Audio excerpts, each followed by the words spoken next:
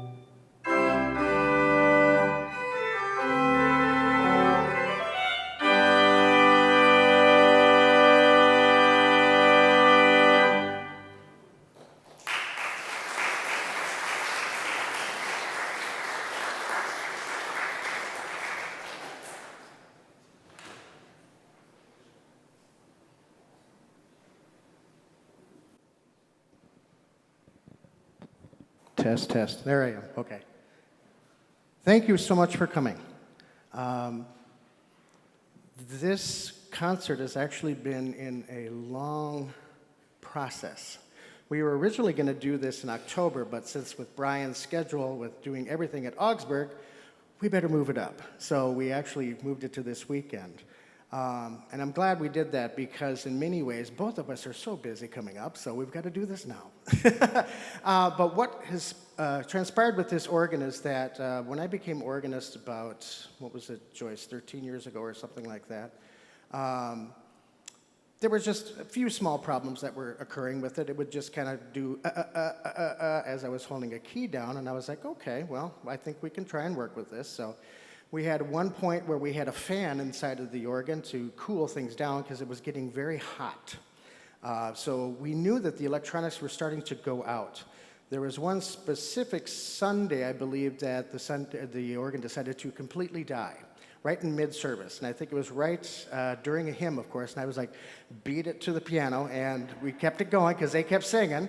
That's the best part about it. I'm just like, yeah, you can have me, but you guys can sing too. So then we realized that it was going to be a monumental task to try and get it done.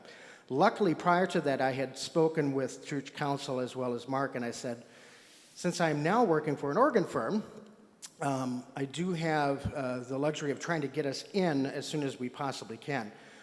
Luckily, we signed the contract to get the work done prior to us adding about 4 more contracts. And I think I told the church this morning, had we not done that, we'd be waiting till 2030 to get this thing to work. So we got very lucky. Then we decided we were going to put it as an insurance claim, if I'm correct like that, and it came through. Manna from heaven. It's a rare moment. But I also want to make sure that the congregation is very much appreciated for bringing in all of the monies that were going to fix it anyway. And a blessing. It really was. So just a small thing here for you quickly is that it takes probably about anywhere between 4 to 6 months to rewire an organ. And then also we had to wait for, if you can see it on the monitor over here, there's brand new keyboards. We also have brand new pedal board as well. We also made new stops and separated a few things out that probably didn't need to be combined. Just a small bit of voicing. Other than that, the organ itself up here was fine. It was all the electronics, the brains that were just not happy. So we had to have that replaced. I remember we got the work done a little early. For my assistant, Nick, is right there, and he knows too, is that we got this done pretty quickly, and so we just surprised everybody on a Sunday morning and started playing the organ. And it was quite interesting to hear everybody singing as well as crying at the same time. It meant a lot to me, and it meant a lot to the church. So we're very happy to have it back. I have the luxury of playing it weekly. I also have my friend Brian here, who is our recitalist, our main recitalist today, is teaching 2 other students on this organ now. So the future's coming, all right? And in fact, our future is here today. Nate Dawe is one of Brian's students. He will also be playing with us today. I didn't know, Nate, when did you want to play? Do you want to do that now or a little bit later? After your next one, okay. So of course our program is a little mixed up, but we will continue on here with Brian. I get to close out the program and shake the church, so I know some people are waiting for that to happen, but that comes later, okay? But I want to make sure I thank everybody for coming today. I know it's a beautiful day, Vikings, and other things that were happening today, so thank you for coming out and helping us get this thing going. Thank you so much.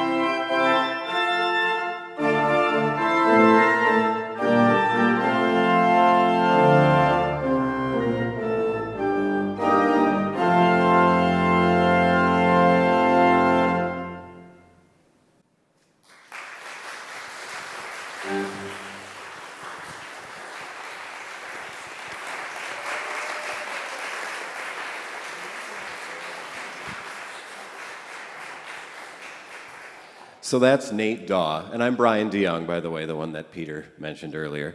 And so just want to tell you this story. It's actually quite cool not only how Nate came to me, but then how both Nate and I came to be doing lessons at St. John's. So Nate did like a pipe organ discovery thing at Mount Olivet on 50th Street. And his mom wrote to me, and I think a number of other organ faculty around town at different colleges, asking if anyone taught lessons. And I thought, you know, my friend Peder and I were just talking about getting stuff going on the new organ at St. John's, and this was just about the time that it was wrapping up its reconstruction. And so I wrote back, and I said, "Where do you live?" And she said, "Tangletown." And I thought, oh my goodness, really? Okay. And this was March, and the organ was just about done, and so we started in April. And about once a week, we have a lesson, and he comes in here several times a week to practice. And it's just been a really wonderful coming together of, you know, 3 different things: a family from the neighborhood, a friend of the congregation, and then the congregation itself. So grateful that you put the effort and the investment into this instrument to invest in the next generation of organists. So thank you.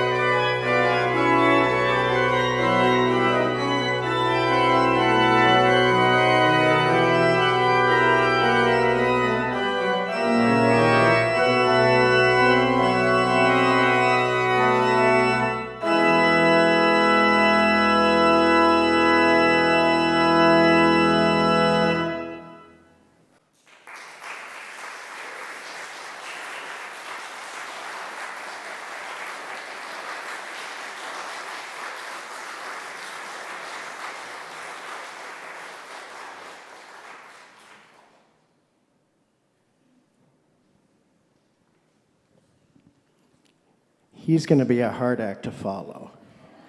That's why we're friends. Yeah. No, I very much appreciate that you were here, and I very much appreciate that Nate was here, and there you are, exactly. Look what you can look forward to, Nate. Keep going, keep practicing. That's a good thing. Good job. So again, I want to thank you all for coming. I'm going to close out the program with a Herbert Howells piece. This piece was written basically right at the very end of World War II. So England, of course, was excited about having a victory over Germany and Italy, but also the fact that there was a lot of damage, there was a lot of grief, there was a lot of angst still at that time. And you can hear it in his piece when he wrote this, but it eventually ends up in great victory at the end. And that is hopefully where the pews will shake a little bit for you. So I hope you enjoy the Howells. Thank you.